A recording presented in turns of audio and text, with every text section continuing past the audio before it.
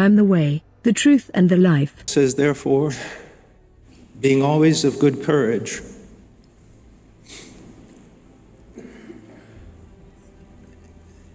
people are so wrong about how God uses people. You see a man or a woman who are willing to seem to fight hell, to go anywhere at any time for the cause of Christ.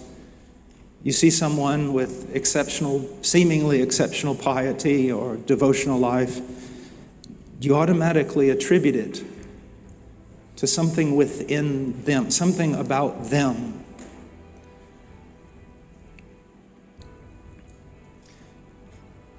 One time I was in the Pacific Ocean off the coast of Peru. We were surfing. I was attempting to surf. And it was a red flag day. And I got out there and I realized I was way over my head. But I heard someone behind me coughing. It was a young man about that big. He was on a boogie board. And he was drowning.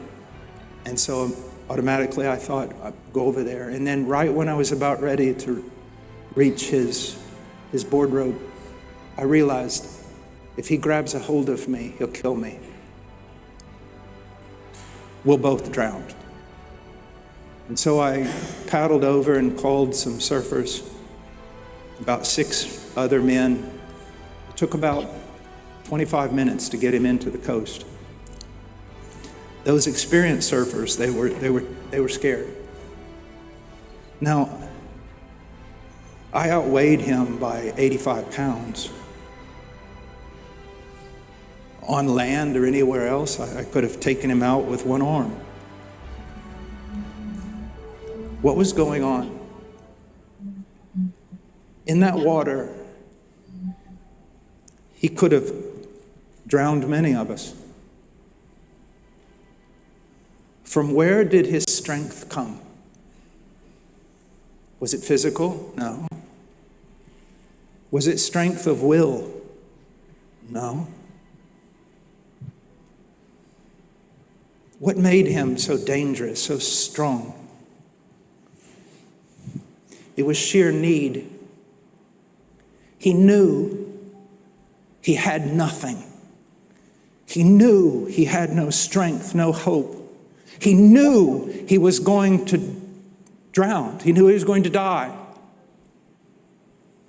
And it was that realization of his utter and absolute weakness that would have caused him to cling on to another man, a man 3 times his size, with such strength that he would have drowned him.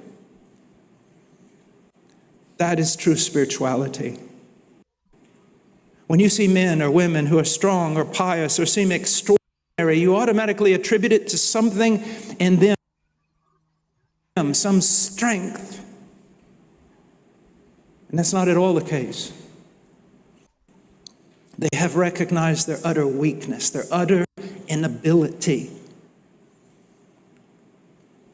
to please God, their utter inability to serve God, their utter inability to stand against sin. They have absolutely nothing except the wisdom of God's word and the power of God's Spirit. And that's what causes them to walk so close to Christ.